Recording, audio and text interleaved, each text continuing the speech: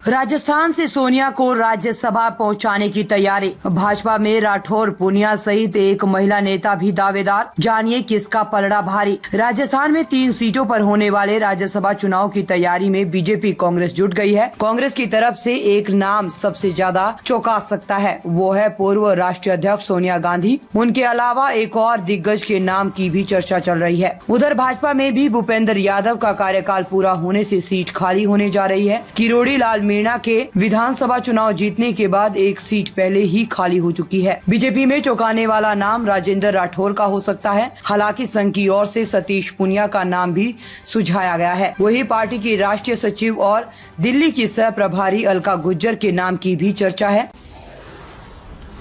अंतरिम बजट 2024 का एनालिसिस। इस बार कोई बड़ी योजना की घोषणा नहीं, लेकिन सरकार का इंफ्रास्ट्रक्चर पर फोकस। वित्त मंत्री निर्मला सीतारमण ने गुरुवार यानी 1 फरवरी को अपने अंतरिम बजट भाषण में कहा कि सरकार देश को 4 जातियों में बांट कर देखती है, महिला, किसान, युवा और गरीब। तो क्या बजट में इन्हें लेकर बड़ी घोषणाएं हुई? जवाब है नहीं। इस बार बजट में आम जनता के लिए ना ही कुछ सस्ता महंगा हुआ और ना टैक्स के स्लैब में कोई बदलाव हुआ और ना ही इस बार कोई बड़ी योजना की घोषणा हुई। हाँ, ये जरूर है कि कुछ योजनाओं का दायरा बढ़ाया गया। ये बजट लोकसभा चुनाव से पहले पेश किया गया, लेकिन 2019 के अंतरिम बजट की तरह इस बजट में कोई भी लोक लुभावनी घोषणा नहीं हुई।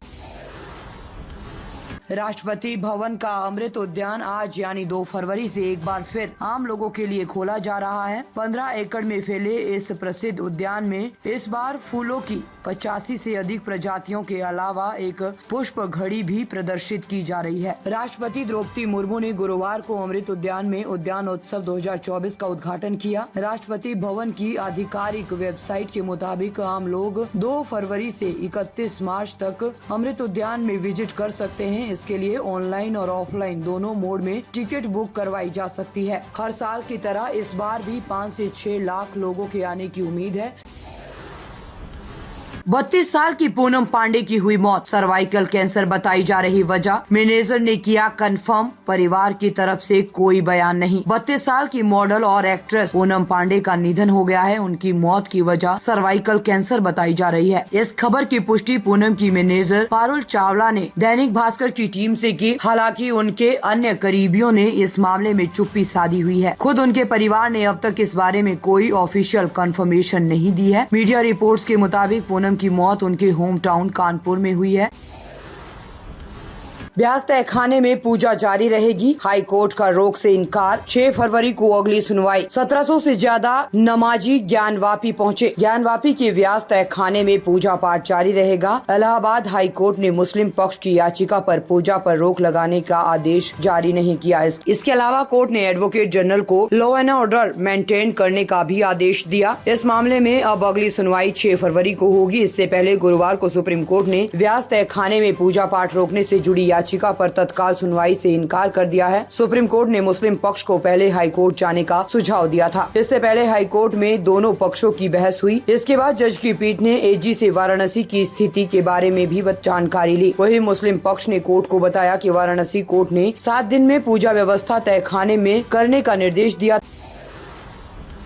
कमेटी ने यूसीसी ड्राफ्ट रिपोर्ट उत्तराखंड सरकार को सौंपी। सीएम धामी बोले, इसका लंबे समय से इंतजार था, कल कैबिनेट में चर्चा होगी। समान नागरिक संहिता कानून यूसीसी के लिए गठित एक्सपर्ट कमेटी ने अपनी फाइल ड्राफ्ट रिपोर्ट उत्तराखंड सरकार को सौंप दी है। शुक्रवार को देहरादून में सीएम आवास में कमेटी के चेयरपर्सन रंजना प्रकाश देसाई ने फाइनल ड्राफ्ट रिपोर्ट मुख्यमंत्री पुष्कर सिंह धामी को सौंपी। इस दौरान धामी ने कहा, हम ड्राफ्ट का लंबे समय से इंतजार कर रहे थे। अब कमेटी की रिपोर्ट मिलने के बाद हम आगे बढ़ेंगे। सभी औपचारिक पूरी करने के बाद हम विधानसभा के पटल पर इसे रखेंगे। दरअसल यूसीसी की ये रिपोर्ट कल 3 फरवरी को होने वाली कैबिनेट बैठक में लाई। कैबिनेट की मोहर के बाद यूसीसी के ड्राफ्ट को विधानसभा में पेश किया जाएगा, जिसके लिए 5 फरवरी से विशेष सत्र बुलाया गया है। इंदौर में राम मंदिर के बाद नगर निगम पहुंचे सीएम। बोले इंदौर उज्जैन के लिए कई योजनाओं की घोषणा जल्द। मुख्यमंत्री डॉक्टर मोहन यादव ने शुक्रवार को नगर निगम में बने निगम परिषद सभागृह अटल सदन का लोकार्पण किया और ये सभागृह लोकसभा सदन की तर्ज पर बनाया गया है। शुभारंभ अवसर पर मंत्री कैलाश विजयवर्गीय ने कहा कि इतना सुंदर भवन देखकर लग रहा है कि वापस विधायक से पार्षद बन जाना चाहिए। मुख्यमंत्री डॉक्टर मोहन यादव ने कहा कि इंदौर और उज्जैन में अब कोई अंतर नहीं रह गया है। दोनों शहरों के बीच चल रही कई योजनाओं से ये अब और करीब आएंगे। सीएम ने कहा कि इंदौर उज्जैन के लिए और भी योजनाओं की घोषणा जल्द ही होगी और इसके लिए थोड़ा इंतजार अच्छा है। ताज़ा खबरों से जुड़े रहने के लिए हमारे चैनल को सब्सक्राइब करें और बेल आइकन को दबाना ना भूलें ताकि हर खबर की नोटिफिकेशन आपको मिलती रहे।